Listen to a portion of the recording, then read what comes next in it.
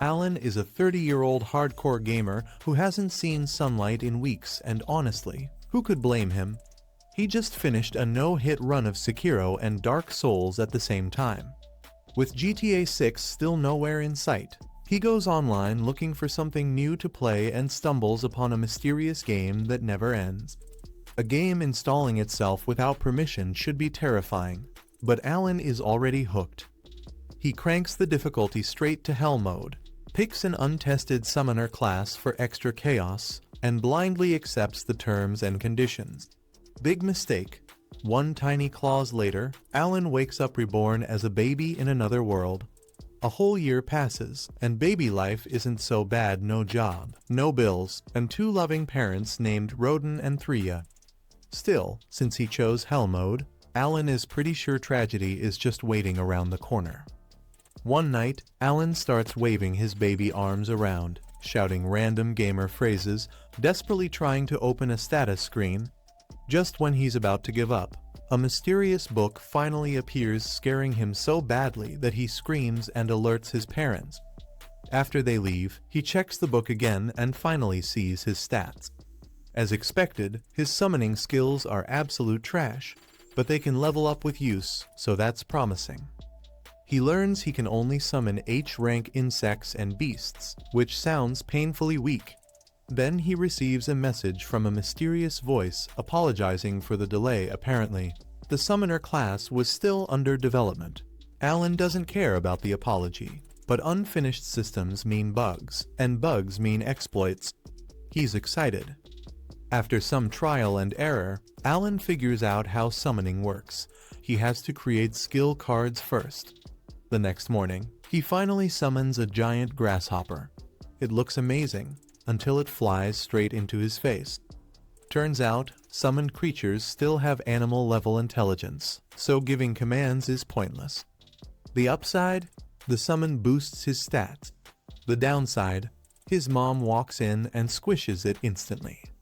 Not discouraged, Alan experiments more. He summons a mouse next, which also launches itself at his face. This one gives buffs too, and has a skill called Scurry, which it actually obeys, but the ability is completely useless. Still, Alan discovers something huge. He can stack up to 10 summon cards, and all buffs stack. 10 mouse cards mean extra attack and HP, making him stronger than any normal baby. He's still weak by game standards, but now Alan knows one thing for sure. Once he levels up his summoning skills, this world is going to be very unbalanced. Normally, leveling up wouldn't be a big deal, but Alan chose hell mode because he thought suffering would be fun. Now he finds out that gaining levels needs 100 times more experience than normal, which means he's stuck grinding like his life depends on it. One day, his father Roden comes back from hunting, completely covered in blood. Don't worry, it's not his. He explains that he and the village men just took down a great boar, and Alan is instantly curious. Roden asks if he wants to see it, and Alan excitedly agrees. Roden lifts him onto his shoulders and carries him out, giving Alan his first real look at the outside world. The walk takes longer than expected, though, and Alan ends up falling asleep along the way. When they finally arrive, Roden wakes him up and Alan is stunned. The boar is huge, way bigger than he imagined. He can't even understand how Roden managed to kill it. Soon, the villagers notice Roden's return and start cheering for him like he's today's MVP. Alan asks if the great boar is really that strong, and a woman named Gerda explains that it's a C-rank monster that usually takes at least 20 men to defeat. That information is gold for Alan. It gives him a clear idea of how big the power gap between ranks really is. Still, before he can dream of summoning anything like that, Alan has one painful task ahead of him: more grinding. After 10 months of non-stop effort, Alan finally reaches level 2 as a summoner. The rewards are solid, his stats increase across the board, and he can now summon G-rank creatures and even fuse them. There's just one problem: fusion eats up a ton of mana. Alan quickly finishes his dinner to recover MP and rushes back to his room to try it out. No luck. His grimoire tells him his maximum MP is still too low. In other words, back to grinding. By the time Alan turns 3 years old, he finally has enough MP to use his level 2 skill. With the fusion system unlocked, he creates his very first fused summon, a G-rank bird. Proud of his creation, Alan gives it a name: Chappie. Chappie's main ability is voice mimicry. It can perfectly copy any sound or voice, making it amazing for confusing or distracting enemies. Alan also summons a frog and a mole. The frog's only talent is hopping around while flashing like a living disco light, which is useful as a distraction, I guess. The mole, on the other hand, is actually impressive. It can dig a huge hole in just a few seconds.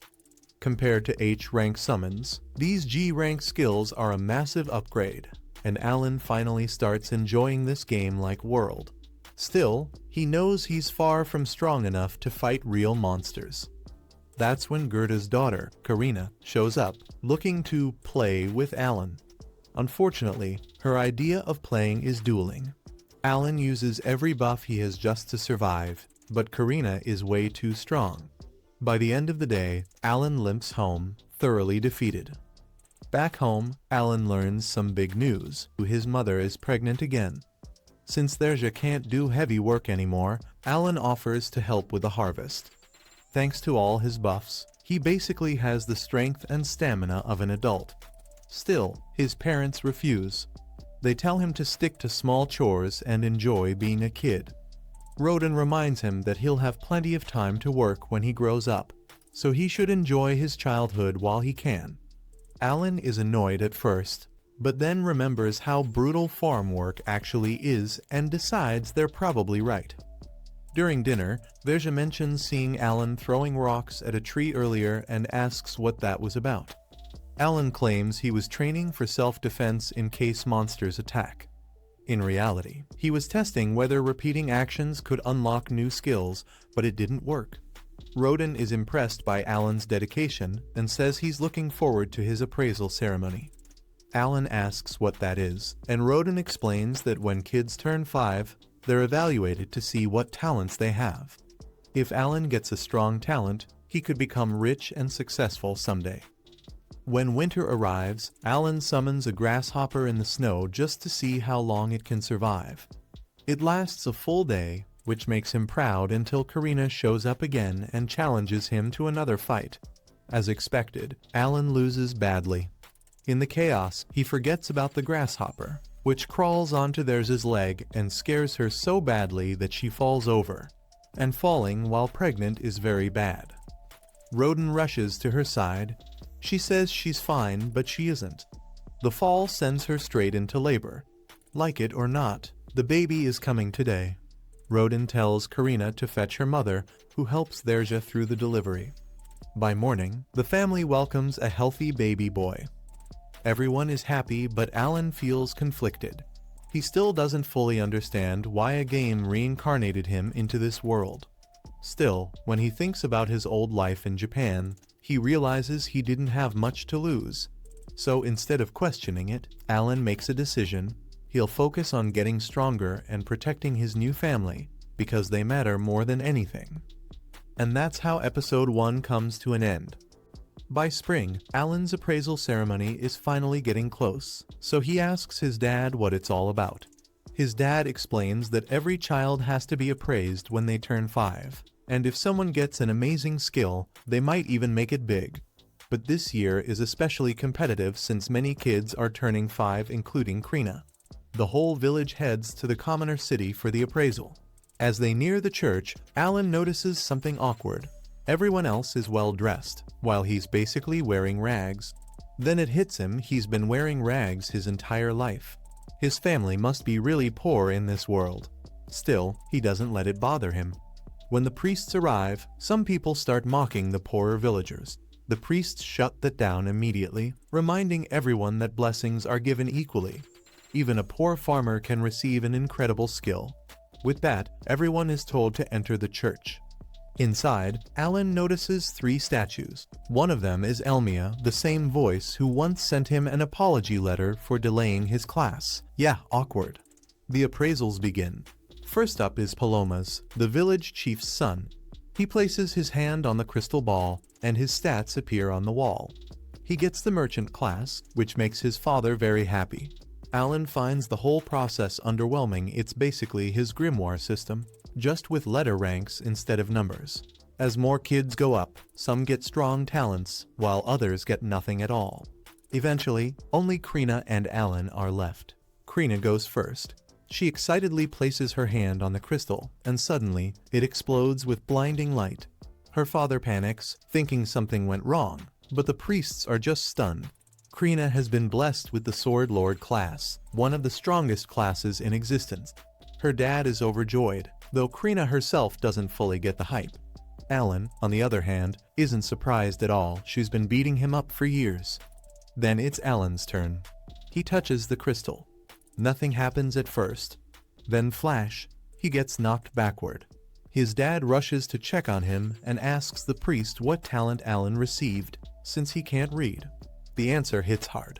Alan is completely talentless. This makes zero sense to Alan. He knows he has a class, but when he looks at the results, all his stats are E rank across the board. He immediately blames Elmia for doing a terrible job coding the summoner class. Seeing Alan upset, his dad hugs him and comforts him.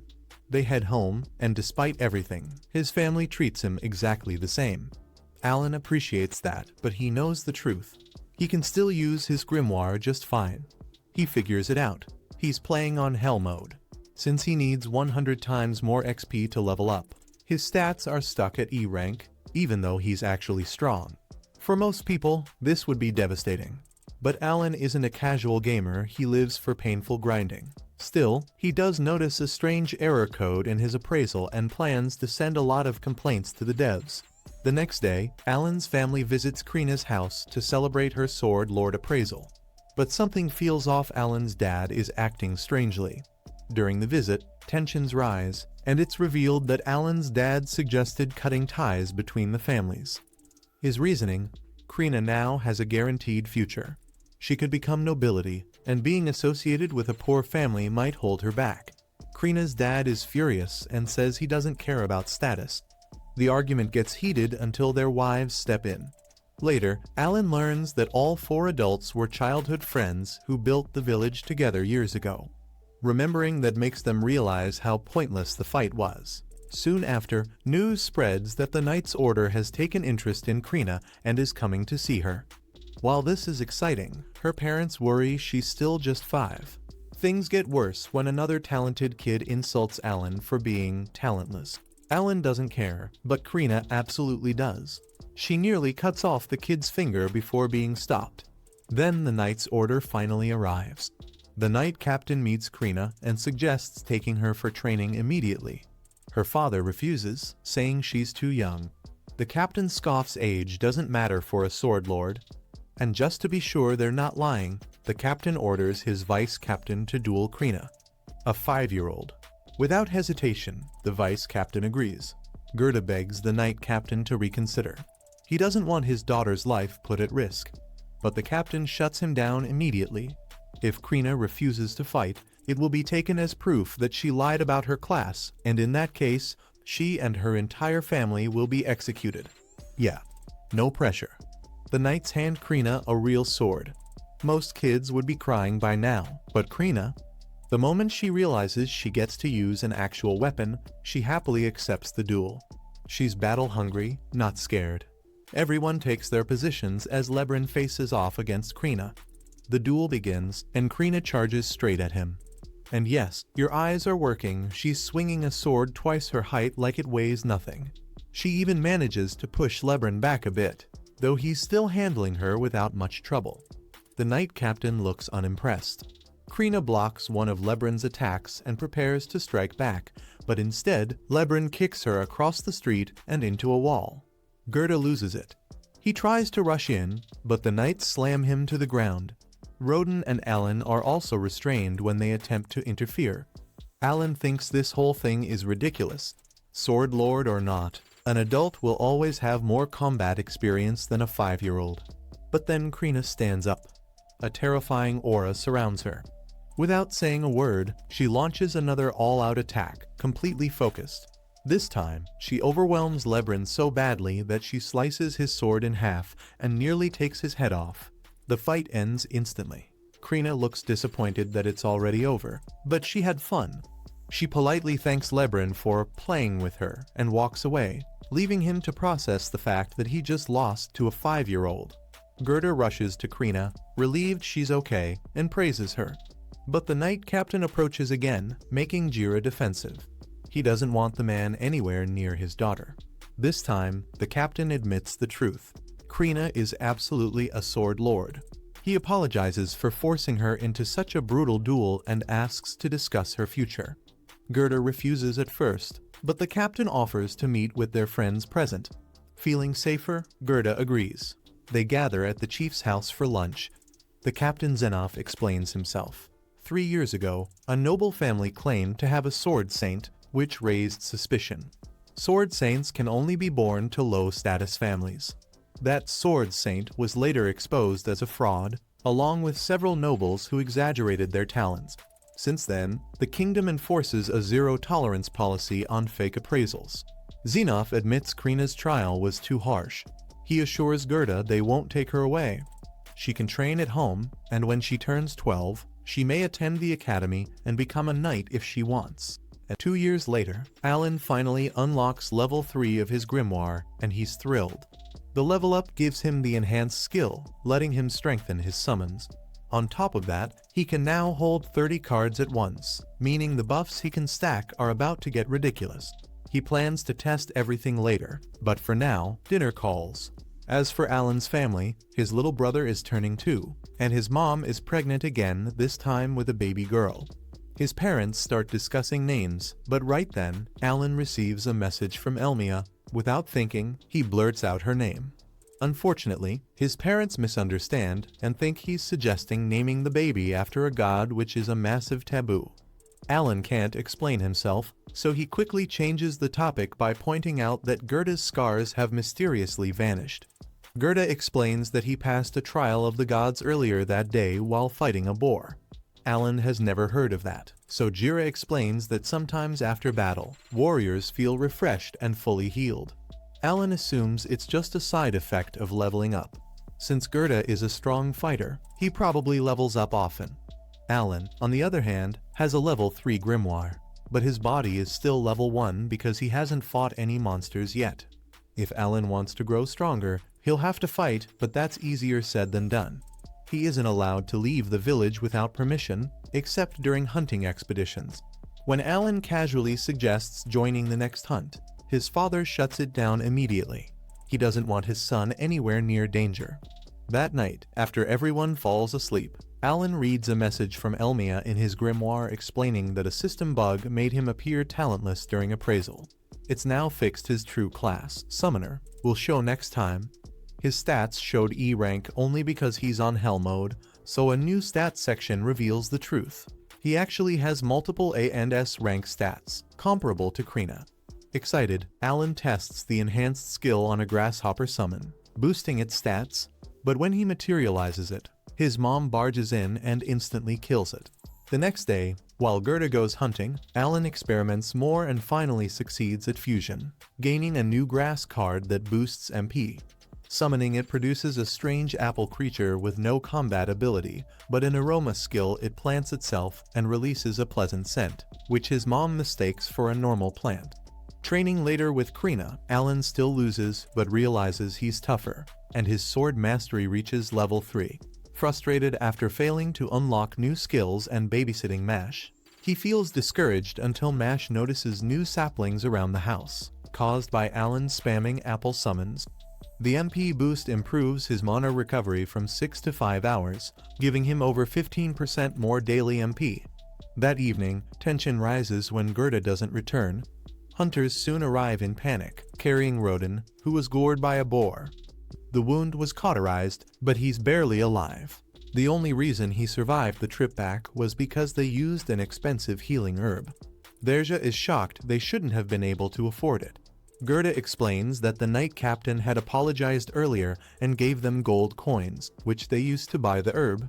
Still, it wasn't enough to save Rodin completely. The hunters start shouting, blaming commoners for the incident. The noise wakes Mash, who begins crying. Alan takes him to bed while the hunters leave to give the family some peace. Later, Alan asks what really happened. Gerda explains that a few days ago, the village chief ordered them to allow commoners to join the next hunt. Boar meat is valuable, most of it goes to the Baron, and the rest is shared among the hunters.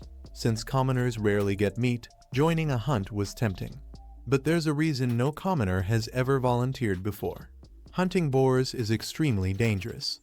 Every year, hunts end with injuries and sometimes deaths, so commoners usually stay far away. But Roden had recently earned a reputation as a legendary hunter, which made people careless. Many commoners thought that as long as Roden was there, he'd handle the boar while they collected the rewards afterward. Because of this, they asked the village chief to let them join the hunts. Roden and Jira strongly disagreed, but an order from the chief couldn't be refused, so the commoners were allowed in and everything went exactly as badly as expected. During training, the commoners barely tried. When the real hunt began and they faced a boar, they panicked, dropped their weapons, and ran, breaking the formation. One of them tripped, and Roden rushed in to save him, only to be gored in the stomach. The hunters eventually killed the boar. Jira promises to bring Roden's share of the meat, but Alan feels guilty. He realizes he's been treating this world like a game, when for everyone else, its real life and survival is on the line. If he has power, he should use it to help. By morning, Roden wakes up, though he's still badly injured and likely won't be able to hunt before winter. Gerda offers to share his supplies, and Alan steps forward, declaring he'll take Roden's place. Seeing how serious he is, no one objects. Alan immediately starts helping, carrying heavy water with ease and harvesting potatoes one-handed, shocking Gerda. That's when he learns most of the harvest goes to the Baron, which feels unfair. The village chief later arrives to apologize, admitting partial fault and bringing the frightened commoner responsible. Roden forgives him, warning him to be more careful. Later, Alan tries to hunt on his own. He summons frogs to lure prey, but instead attracts a monster bird. He considers running, but chooses to fight for his family's sake. He lands the first hit and summons dogs to attack, but the bird overwhelms them. With his summons gone and buffs fading, Alan is left in serious danger. If he doesn't act fast, he's about to become bird food. Luckily, he gets one last chance and summons 2 leeches that latch onto the bird's neck. He's never tested them in real combat before, but to his relief, they drain the creature's energy, weakening it just enough to turn the tide. Once he breaks free, Alan summons even more leeches and wolves. Working together, they finally manage to bring the monster down. Alan can barely believe it, this is his very first kill. His grimoire confirms the bird is dead, and he even earns 100 XP as a reward. Later that day, Alan returns home carrying the massive bird, leaving his family completely stunned. They can't believe he actually managed to kill something like that. Alan brushes it off, saying he caught it while it was distracted, which is technically true, though he conveniently leaves out the part about his summons. Gerda starts examining the corpse, confused about how Alan could defeat it with only a wooden sword and some rocks.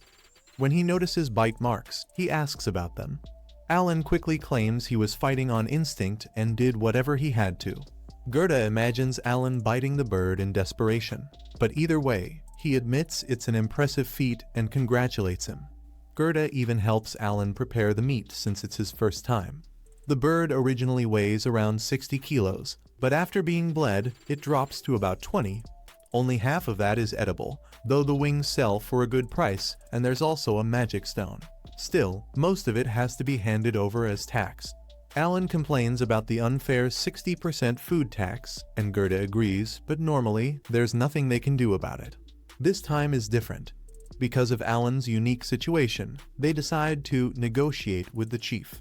At the chief's office, Gerda suggests that Alan should only give up the wings and keep the rest. The chief hesitates, saying the Baron demanded extra food this year. Gerda reminds him that Alan only went hunting because of the chief's unreasonable demands, which led to Rod getting injured. To really sell it, Alan pretends he's about to pass out from hunger. The chief feels guilty but still hesitates until Gerda offers the magic stone as part of the deal. That finally seals it. Not stopping there, Alan asks if he can keep most of the meat from any future birds he catches. The chief agrees, assuming there's no way a kid could pull that off again anytime soon. He's very wrong. Soon after, Alan manages to lure in 2 birds at once. By now, he's perfected his strategy. Leeches to drain them, rocks to stun them, wolves to attack, and a final smack with his sword to finish the job. He's been hunting every 3 days, and this is the first time he wins without losing a single summon. Even better, he finally levels up. Reaching level 2 gives him a 60% stat boost, not as high as he hoped, but still huge. It took him 6 years to level up once, and now that he finally has, he decides it's time to tell his family the truth. He explains that he's not talentless and that he received a divine oracle as a baby, making him stronger and smarter, but at the cost of having to work much harder than everyone else. His parents believe him, though they're worried it sounds more like a curse. Alan admits they're not wrong. He explains that his talent was too new to be detected, which is why he was labeled talentless. While relieved, his parents wish he'd told them sooner. Alan chooses not to reveal that he's a summoner yet, unsure how people would react. With winter arriving, Alan starts trading the bird meat he saved, with Gerda guiding him. As long as no careless commoners get involved, hunts usually go smoothly, which makes Alan wonder what really separates people like him and Gerda from ordinary villagers.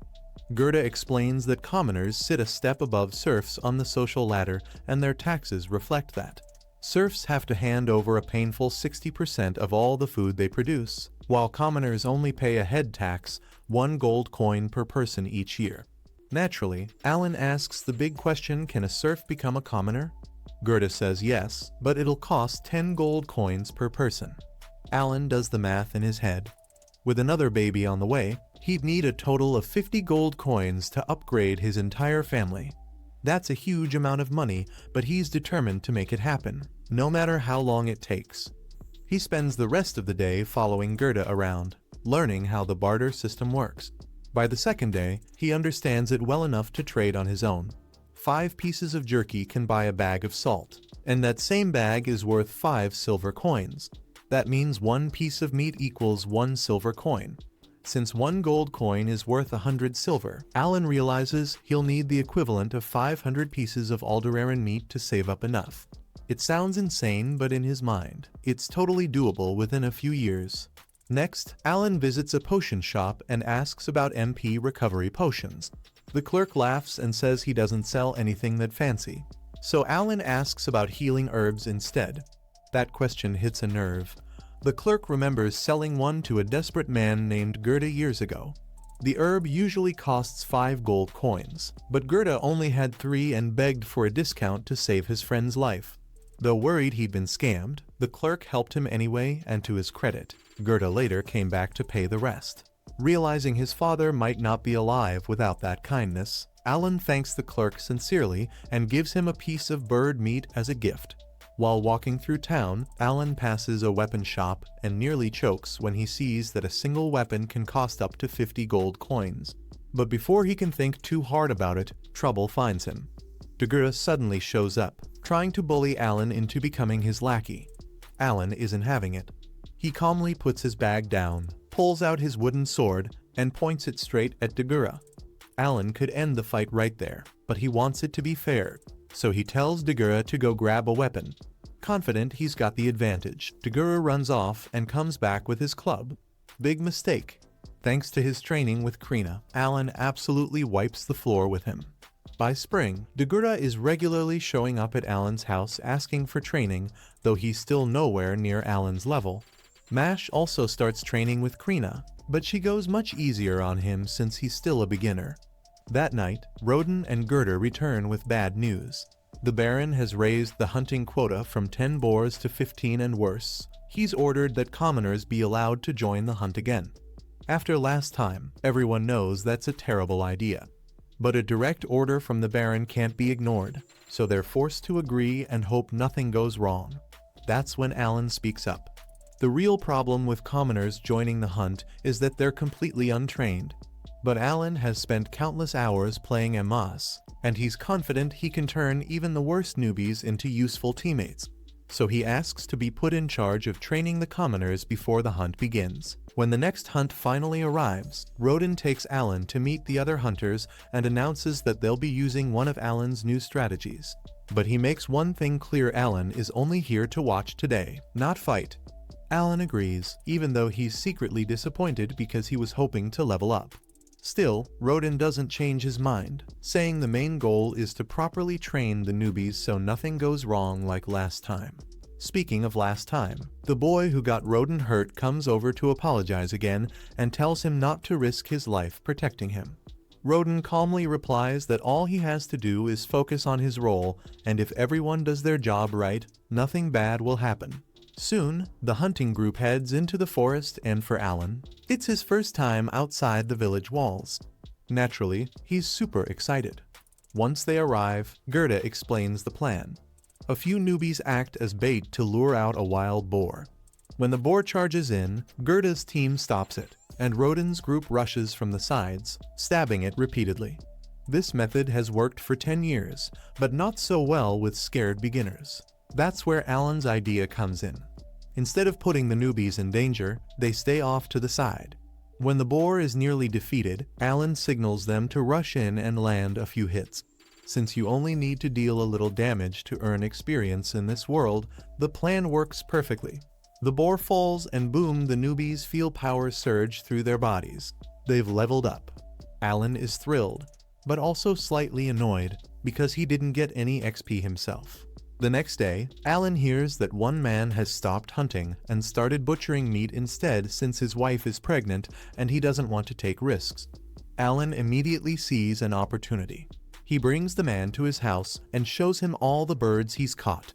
The man is shocked a kid managed to capture so many.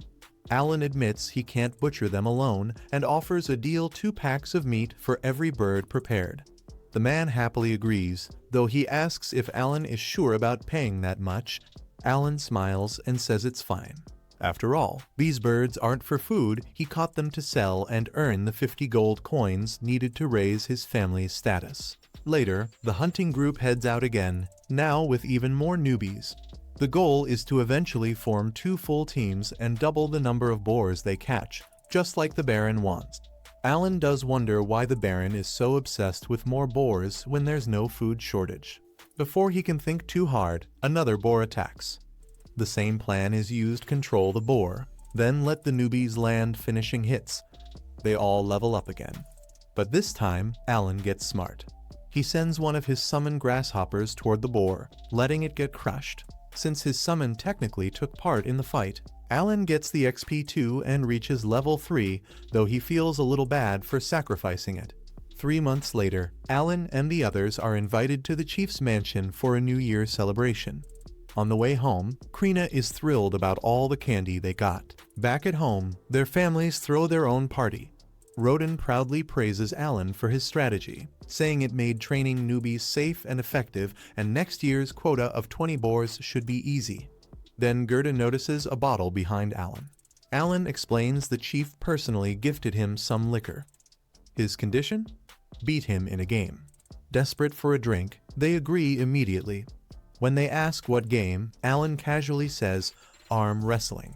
Before starting, Alan adds one more rule: if he wins, they have to let him fight in future hunts.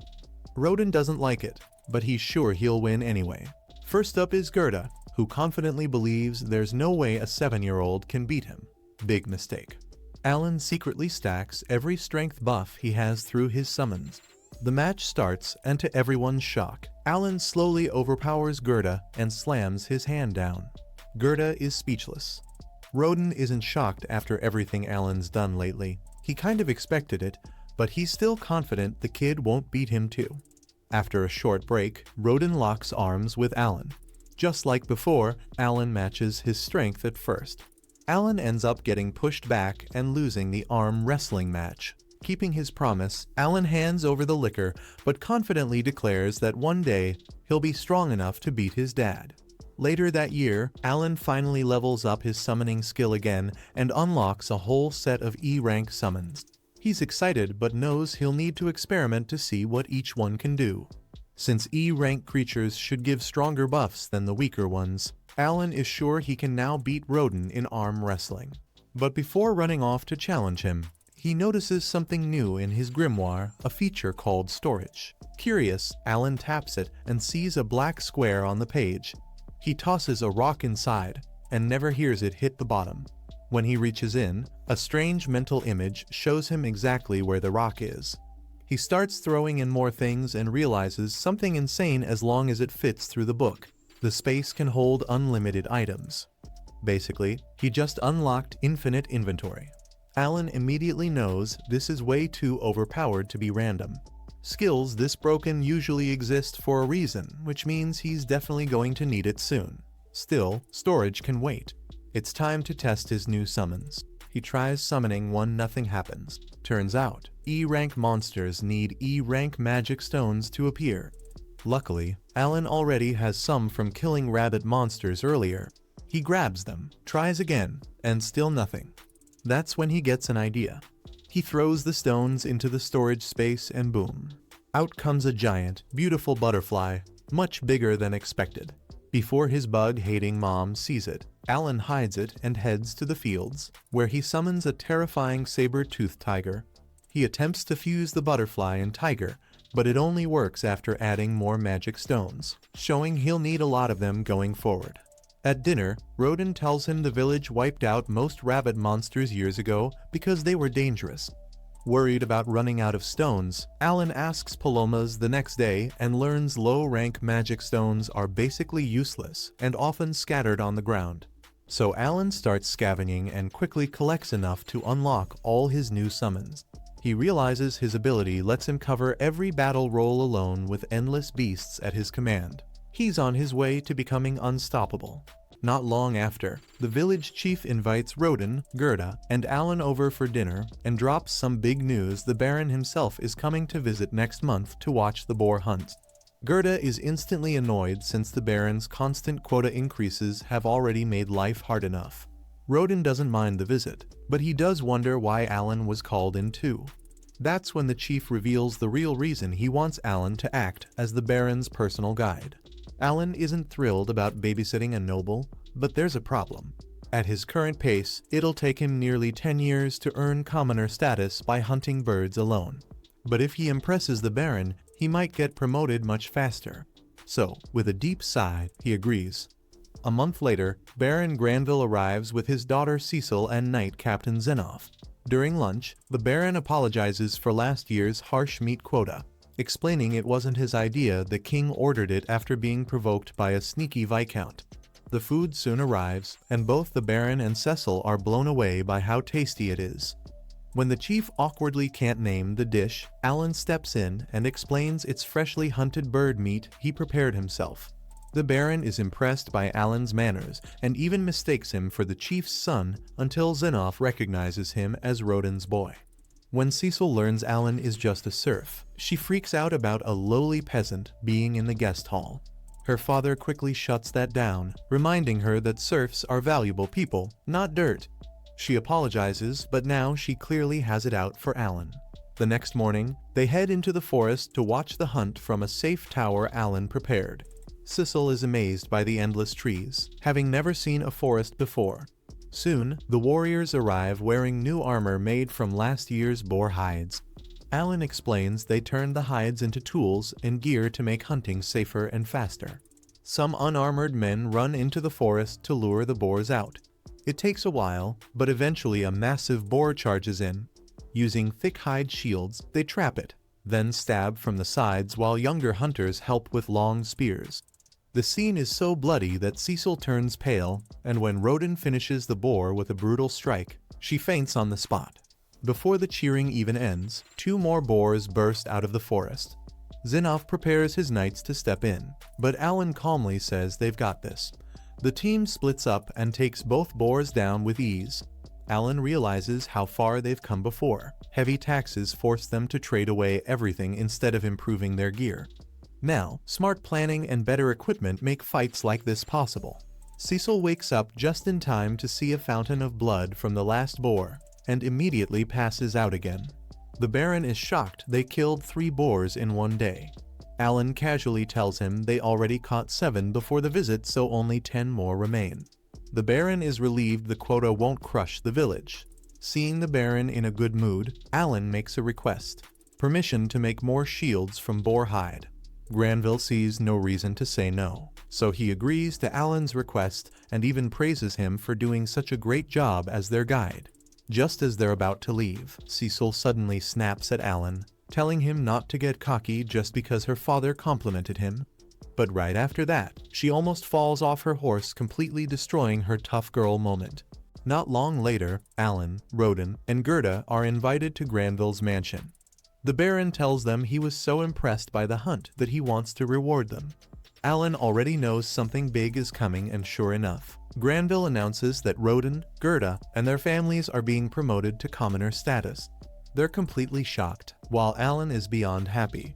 Now he can keep his savings and finally travel freely, starting with a trip he dreams of to the White Dragon Mountains. Granville also adds that everyone who helped with hunts over the past 10 years will get the same promotion, and asks for a list of names.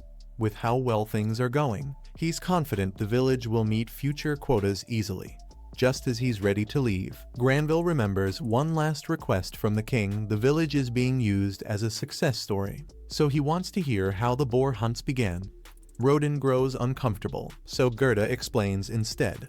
13 years ago, 100 poor settlers moved onto the land and worked non-stop to survive. But just as things improved, a giant boar destroyed all their winter food. With no weapons, they attacked it using farming tools and somehow won. The village survived because of it. Granville is impressed, but Gerda reveals the truth: Roden lost a close friend during that fight and has blamed himself ever since. Feeling bad for bringing up painful memories, Granville tells Roden he can make any request he wants. But Roden surprises everyone by asking for Alan to work at the Baron's estate. Inside, Alan panics. Working there means less freedom, not more. But Granville agrees and even promotes Alan straight to full servant instead of a simple helper. Cecil explodes in anger, until the butler calmly reminds her Alan is now a commoner, not a serf. Alan wants to refuse, but seeing how happy Roden is, he can't bring himself to say no. The next day, Alan prepares to leave. His family is proud but emotional, especially Karina. To cheer her up, Alan challenges her to one last spar. Everyone expects Karina to win, but Alan dumps all his stat boosts into speed and suddenly moves faster than ever. For the first time, he defeats her, holding his blade to her neck. Shocked, Karina can't believe she lost. Alan laughs and calls it a draw, promising a rematch someday. Soon it's time to go. The villagers say their goodbyes, and Dagora even gifts Alan a knife for the journey. His parents walk him to the village gate, reminding him this servant job is just the first step to a bigger future. The carriage arrives to take Alan, Cecil, and the Baron back to the city. The ride is painfully awkward. Cecil refuses to look at him, and Alan has no idea what to say. But one way or another, he's ready to face what comes next. So, Alan officially begins his new life as a servant at the Baron's estate. Since he's about the same age as Cecil, he's assigned the very important job of taking care of her, which basically means doing whatever she says, even when it makes zero sense. For example, she makes him lift her onto his shoulders so she can grab some fruit from a tree. She finally gets one, takes a bite, and immediately decides it tastes horrible. Naturally, this is Alan's fault for not magically knowing it would taste bad. Cecil isn't evil or anything, just the kind of person who can drain your energy before lunch. Of course, Alan can't complain. She then orders him to go to the market and buy her actually tasty fruit. Alan agrees, but before he leaves, something huge flies overhead, a giant ship in the sky. A flying ship. He just stands there staring like his brain has stopped working. He had no idea this world had magic airships. Cecil looks at him like he just discovered fire. "Is this your first time seeing one?" she asks. It absolutely is. So she shrugs, tells him not to forget the fruit, and leaves him to process his shock. The next morning, Alan wakes in his attic room, which, compared to his old place, is luxurious. His summoning grass gives off a refreshing scent, boosting his energy. Breakfast downstairs introduces him to the other servants, especially the head servant, Rickle. Rickle explains that Cecil's strictness is because Alan is a full servant, not a temporary hallboy, meaning he's technically part of the noble Granville family. Alan realizes why his father was thrilled about the position. Later, while helping serve breakfast, the Baron's wife praises Alan's manners despite his humble background, and the Baron is impressed by his capability, even though Alan isn't talentless, as they assume. Cecil immediately boasts about her wizard talent and her brother's swordsman talent. Her father immediately shuts that down. He warns her not to talk about talents in front of her younger brother, Thomas. Thomas doesn't have a talent, and it's a sensitive topic for him. Hearing Cecil brag makes him tear up. Cecil feels bad for about 3 seconds, and then somehow blames Alan for the situation. Later that afternoon, Alan finally gets some free time. He heads straight into town. His number one goal, the Adventurers Guild. He walks up to the receptionist and asks to register. She smiles and asks his age. "I'm 8, he says proudly. She politely crushes his dreams. The minimum age is 12. Alan is devastated. 4 more years of being Cecil's personal assistant. Tragic. Since he can't register, he studies the notice board instead. There are bounties posted for monsters of all ranks. While he's reading, an adventurer named Raven walks up and tells him this isn't a place for kids. Alan apologizes and prepares to leave, but first, he asks how the bounties are organized. Raven explains that monsters get stronger the farther you travel from the city. The strongest ones live near White Dragon Mountain. There's even an old bounty still posted for the White Dragon itself. Alan asks why no one has claimed it, considering how high the reward is. Raven laughs. The dragon is simply too strong. However, the area is rich in mithril, so people keep taking mining requests there, and the dragon bounty keeps increasing. That's all the information Alan needs. He thanks Raven and leaves. He may not be allowed to register as an adventurer yet, but no one said he can't fight monsters. It's his day off, after all. He runs to the city gate, but is stopped by a guard.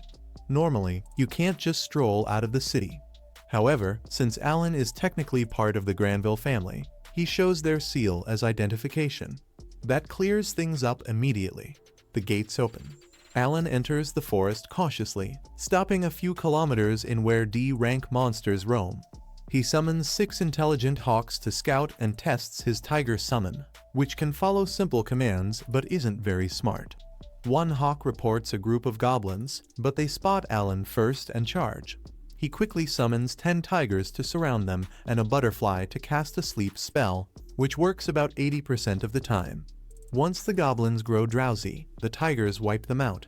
Goblins give less XP than boarwoods, but are faster to defeat, so Alan farms them all day, defeating around 80 and earning 16,000 XP, leveling up twice. He also learns dark magic stones can't create E-rank summons, despite being more valuable. At night, he sends the hawks to scout again, but they refuse to move. He realizes hawks can't see well in the dark, ruining his plan to use them to navigate home. With no night vision and no GPS birds, Alan stumbles through the forest and barely makes it back to the city. A month later, Alan visits a blacksmith and commissions 3 solid metal balls. He wants to improve his rock throwing skill, and metal ammo sounds way better than pebbles. After paying, he stores them inside his grimoire. Over the past month, he has gone hunting 4 times. Thanks to his efficient goblin farming, he has reached level 12.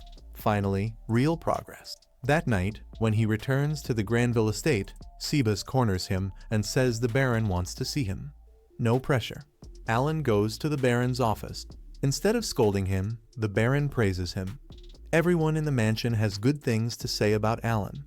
However, there's a small concern. The Baron has heard that Alan leaves early on his days off and comes back very late. He makes it clear Alan isn't in trouble. He's free to use his days off however he wants. The Baron just wants to know what he's doing. Alan decides to be honest. He explains that he's been hunting in the forest. As the son of Roden, a hunter, it feels natural to him. The Baron nods. Fair enough. Alan is allowed to continue hunting, but there's one condition. Sebas assumes Alan is only hunting harmless E-rank rabbits. He warns Alan not to sell any meat to local butchers. If people found out a servant of the Granville family was doing that, it could cause gossip. Instead, the estate offers to buy any meat he brings back for 1 silver coin per bundle. That's actually higher than the market rate. Alan is thrilled. Up until now, he's been throwing the meat away. Now he can level up and make money. That's called efficiency. 6 months later, Alan is on one of his weekly hunts.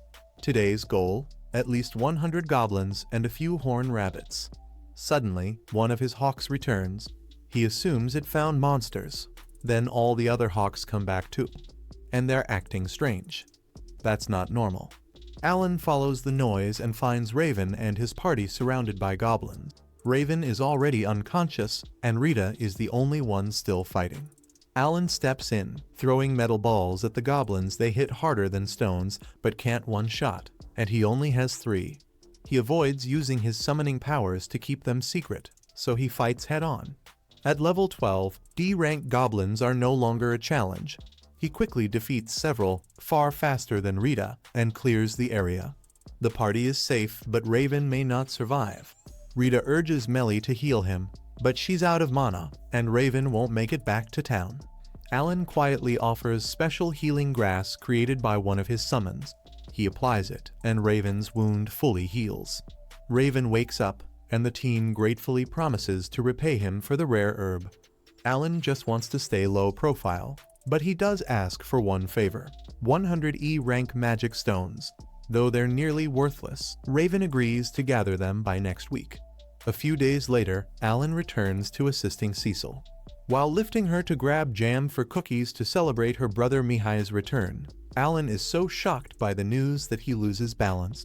A little while later, the family is enjoying lunch together, and Granville is seriously impressed. The food tastes amazing. Cecil proudly explains that it was made using horned rabbits Alan hunted himself. Granville nods in approval. Of course Alan is skilled, he's Rodin's son after all. Talent runs in the blood. Then Granville casually mentions that Kren Village successfully met its yearly quota of 20 boars. Alan isn't surprised. He never doubted they could do it. But Thomas suddenly asks an important question. If the quota was met, why haven't we eaten any boar meat this year? Everyone pauses. Boar meat used to be the highlight of winter meals, but this year, nothing. Alan quickly guesses the reason. The king must have increased the quota, so all the meat was probably sent to the capital instead. Makes sense, politically. Not great for dinner though. Then Thomas, being Thomas, boldly requests, "Next time, can you hunt a white deer?" The entire family immediately scolds him. A white deer isn't some backyard rabbit. It's dangerous. Rare, definitely not a casual lunch order. But Alan? He agrees instantly. He's been bored lately anyway. A new challenge sounds fun. And if a white deer is around C rank, it should be easy. The next day, Alan heads into the snowy forest. First, he digs a pit trap. Then he runs off to track his target. When he finally spots the white deer, he summons 4 frogs as bait. Using their provoke skill, the frogs annoy the deer until it charges at them. Right before it hits Poof, Alan dismisses the frogs. He keeps repeating this trick, slowly guiding the furious deer exactly where he wants it, straight into the pit. And once it's trapped, game over. An hour later, chaos erupts at the mansion gates. A giant white deer has appeared out of nowhere. The staff prepares to attack, until a voice comes from underneath it. Alan rolls out from under the massive corpse. Yes, killing it was easy. No, carrying it home alone was not fun. He proudly announces he hunted it for Thomas. The whole family rushes out. Thomas is thrilled they're having deer meat for New Year's. Granville, however, is stunned. An 8-year-old defeating a C-rank monster alone. Now he's seriously questioning that talentless label. Reassessment is definitely happening soon. Not long after, Alan is called into a meeting with Sibis. Good news, he's being promoted to huntsman. His duties? Hunt food for the household and protect everyone during monster attacks. His pay? 100 silver coins a month, double his current salary. Sounds amazing, right? Except Alan quickly realizes something. That deer alone was worth more than 100 silver. Paying him a monthly salary is way cheaper than buying strong monsters from him directly. clever. Still, Alan doesn't mind. As long as he can hunt freely, he's happy. Then Sibis drops the bad news. He still has to serve Cecil, and he can only hunt once a week. Alan dies a little inside, but he keeps smiling. Complaining would be rude. Later, Alan accompanies Cecil to the port to welcome her brother Mihai from the Royal Academy. It's Alan's first time seeing an airship, but Cecil only cares about hugging her brother and scolding him for missing last summer. Alan offers to carry Mihai's luggage and is introduced as Cecil's servant. Mihai immediately notices Alan's talent, which quietly relieves him. Finally, someone perceptive and mature. Watching the siblings bond makes Alan think of his own family. After another successful hunt, Alan returns with top-tier ingredients, delighting the chefs. In the garden, he sees Mihai sparring with Zenov. Though only 14, Mihai shows impressive skill from his academy training, but Zenov still wins due to the strength gap. Afterward, Mihai asks Alan to spar. Granville approves.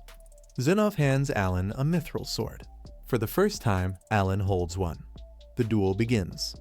At first, Alan tries to hold back. He doesn't want to hurt Mihai. Then their swords clash, and Alan realizes something. Mihai is strong. Really strong.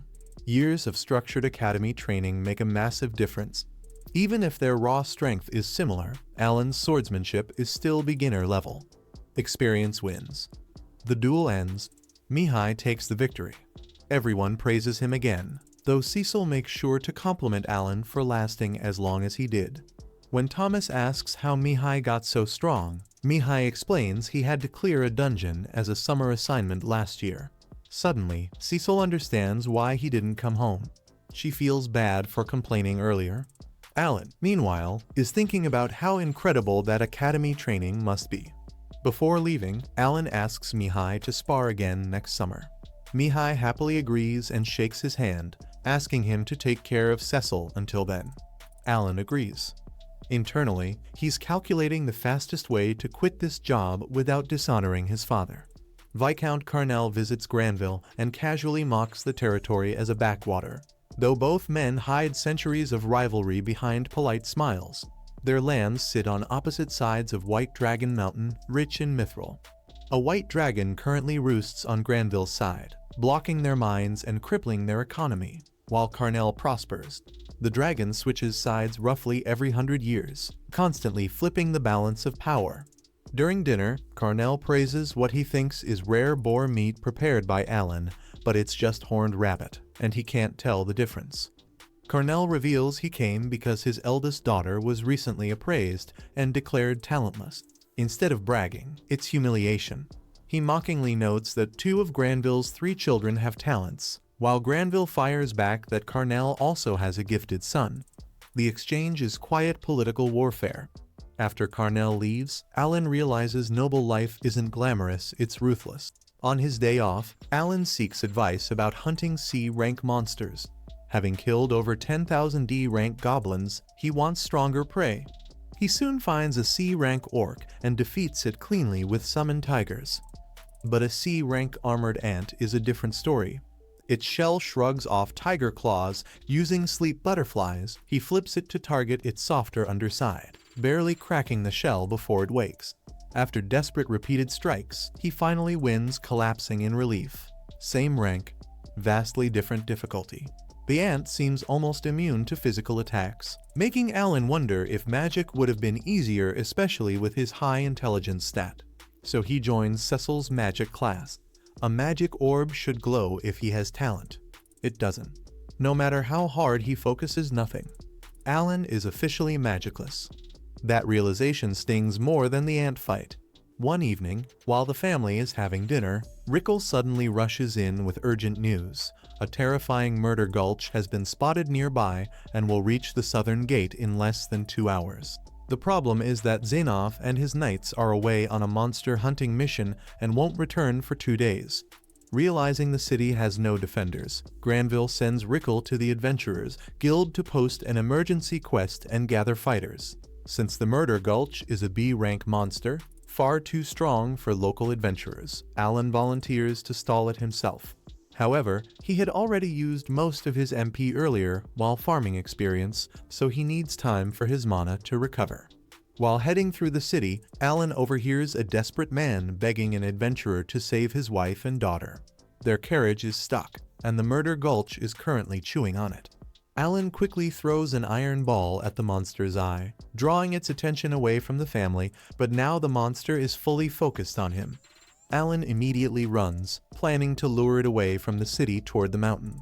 Once his MP recovers, he summons butterflies to boost his speed and attempts to put the monster to sleep with their magic.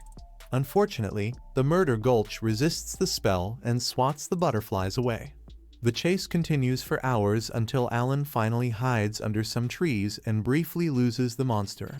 Exhausted and out of options, he realizes he isn't strong enough to defeat it and has already burned several magic stones just to survive.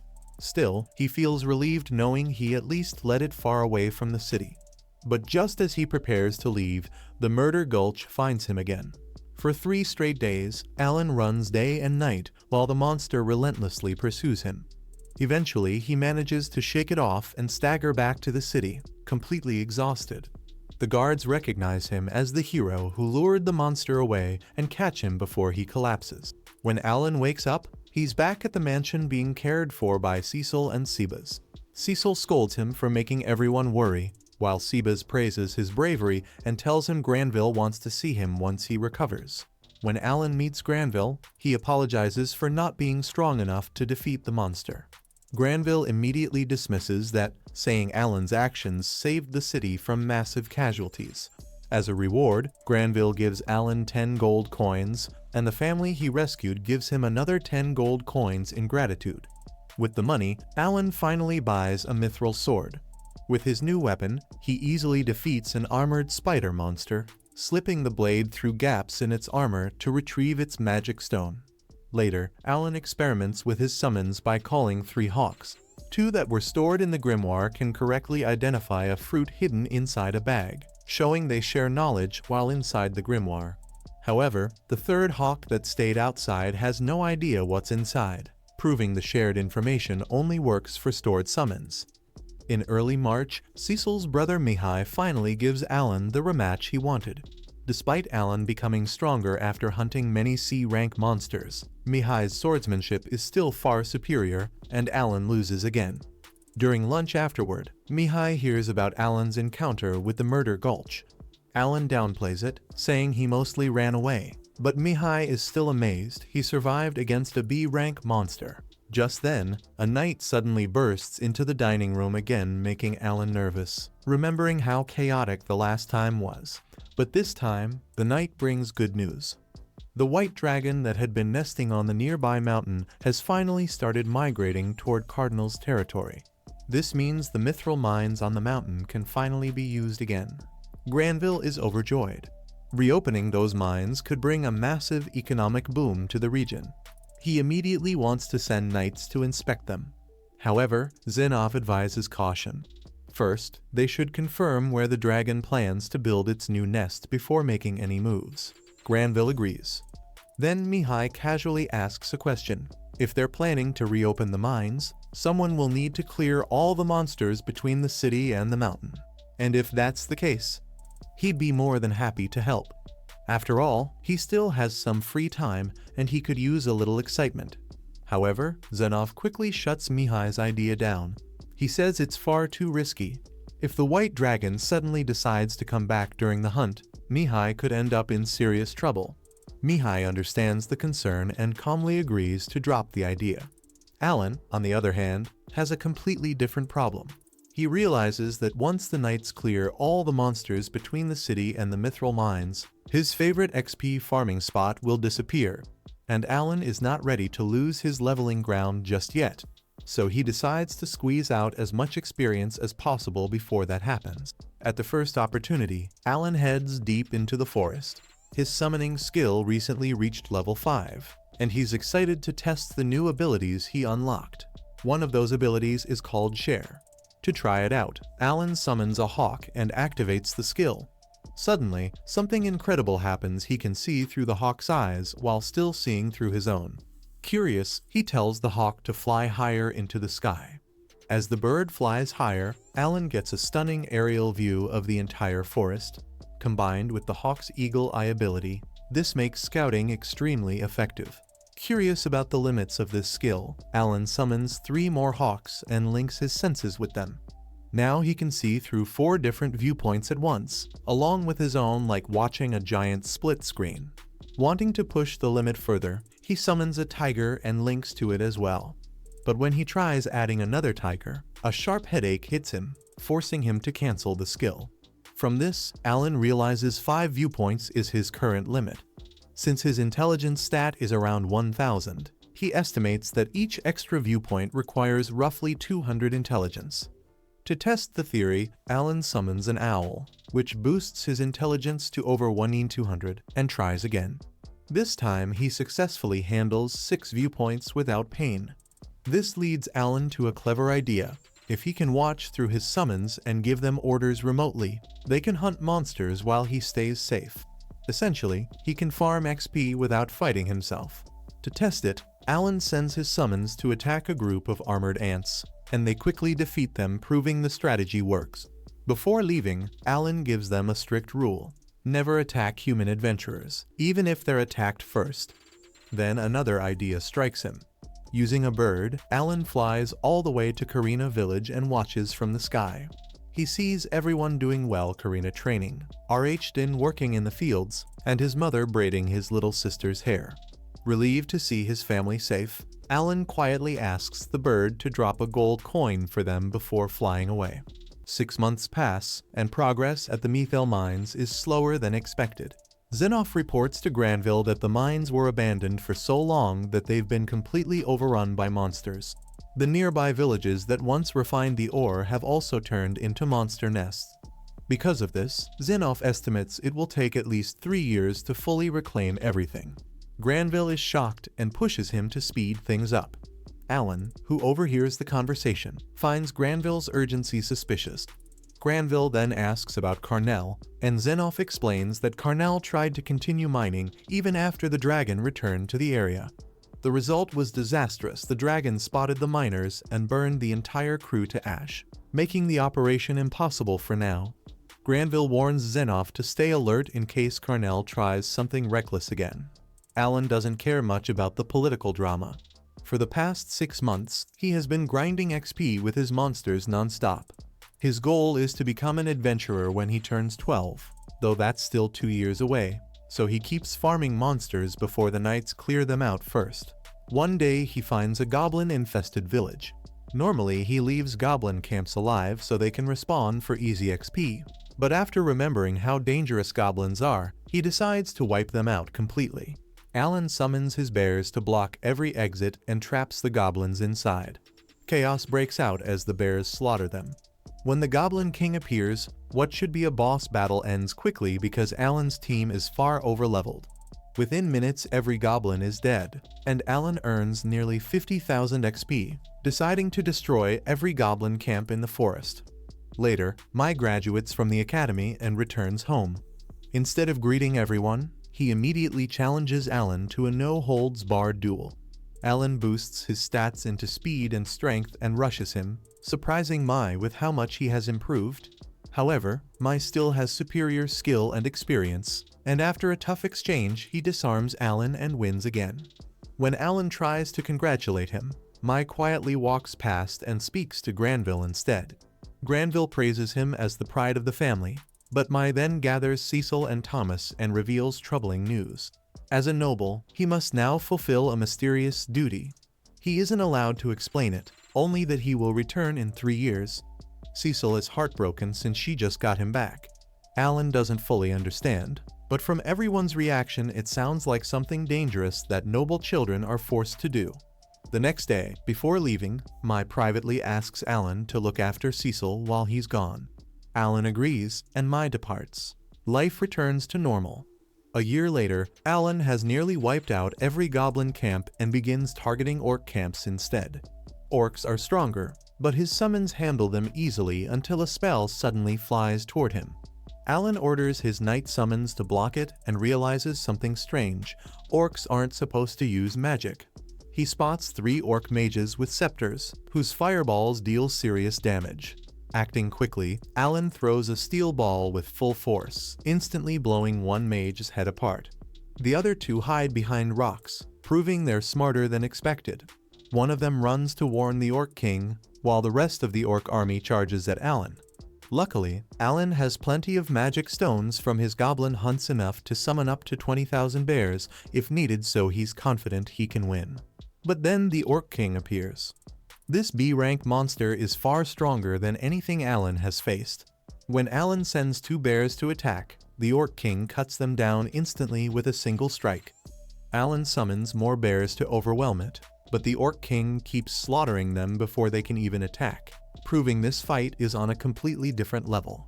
Meanwhile, the orc mages continue launching fireballs. One powerful blast destroys Alan's night summons and sends him flying backward, costing him a huge chunk of HP. He quickly drinks a healing potion and tries to think of a solution.